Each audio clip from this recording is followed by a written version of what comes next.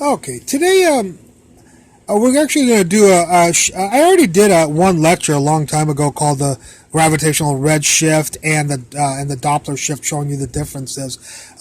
But I didn't do it using the General Relativity formula for gravitational redshift. So we're going to do the gravitational redshift again, derive the formula really quickly or somewhat. I will say that it turns out that the answer that we had before, though, once you reduce the, well, we'll see what happens. Let's take a quick look at what's going on here. We'll look at the what's called the Schwarzschild metric tensor. And I'm not going to write out the matrix. I'm just going to write out what's called the diagonal of the matrix of the Schwarzschild metric tensor. And that's negative parentheses 1 minus 2gm over r c squared.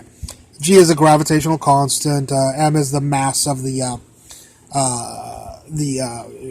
object that is being whose light is being redshifted as it leaves, like the sun or a black hole or whatever you have.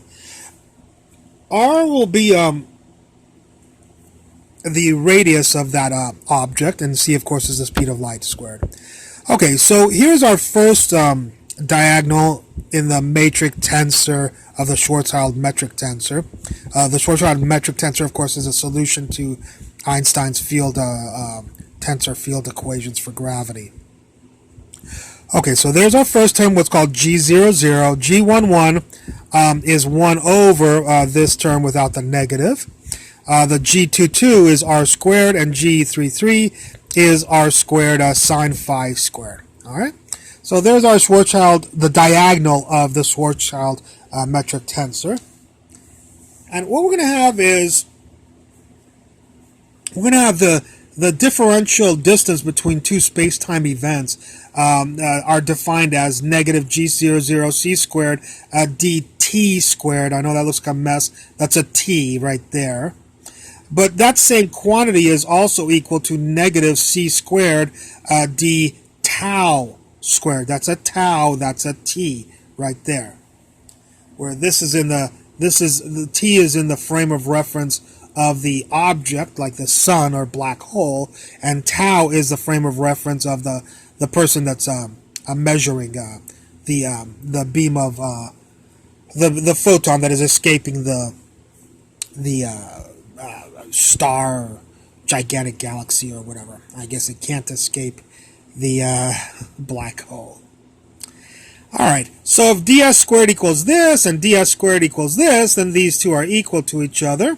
I cancel the negatives, and if we solve for d tau, we get d tau equals the square root of G001 d tau dt.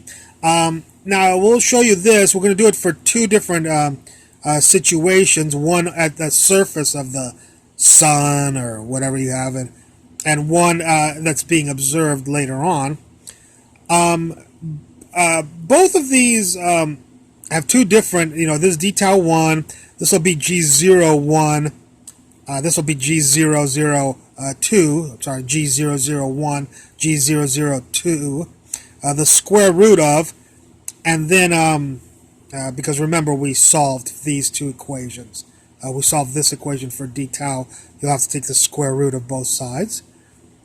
Okay. Now, one of the things is that because we're looking at light and not particles, both dt's are the same, because in the frame of reference of the light, the light has the exact same frame of reference no matter what system it's in. So that's why this is d tau 1, this is d tau 2, and this is G001 and G002, but both of these are, we're just going to make dt2, dt2. It doesn't matter, you could make them dt1 also, but you have to make both of them dt1.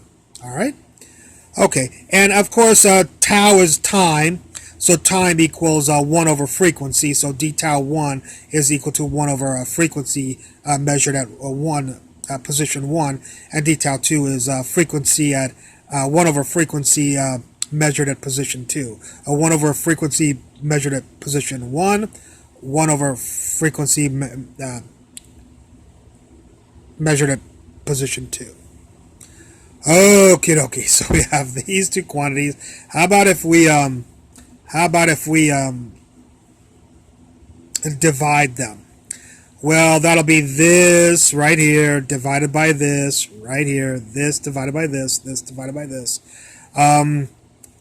We will have these two will cancel, and then we'll need the square root of G001. But I told you, I'm sorry, G001 is this thing right here, which is that's the square root of this, which is 1 minus. By the way, of course, it'll be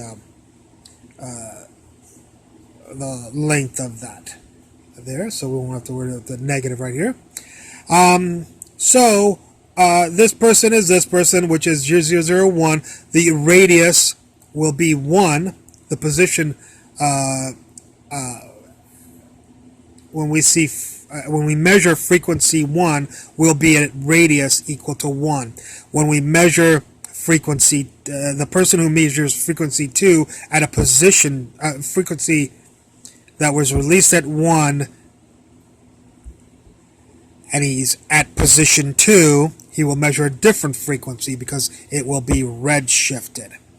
Anyways, position 2 will have a radius equal to 2, otherwise the two equations, of course, are identical. All right? And again, it's the square root, therefore it was the square root of this, and the square root of this, just with R1 and R2 corresponding to each one according to this formula. We could solve for frequency, the observed frequency. There's a lot of times called the observed, and this is the source. This is the source frequency, and this is the observed frequency, and that'll just mean these will flip, so nothing will happen here. They'll still stay divided the same way. R1, R1. I will show you a picture of what's going on. Here's our sun or gigantic galaxy, whatever. Just something that causes a general relativistic gravitational red shift. And here's at R1, R position 1, we have a frequency of light of a certain frequency. But when it goes here, the gravity from the object will tend to take the energy away from that photon. So the frequency of the same photon at a position of R2 further away will be frequency number 2, namely the observed frequency, and we'll call this the source frequency. Okay. Alrighty. And that will be the end of our lecture there. Okay, hope you enjoyed it. Look forward to any comments at the bottom. Thank you very much.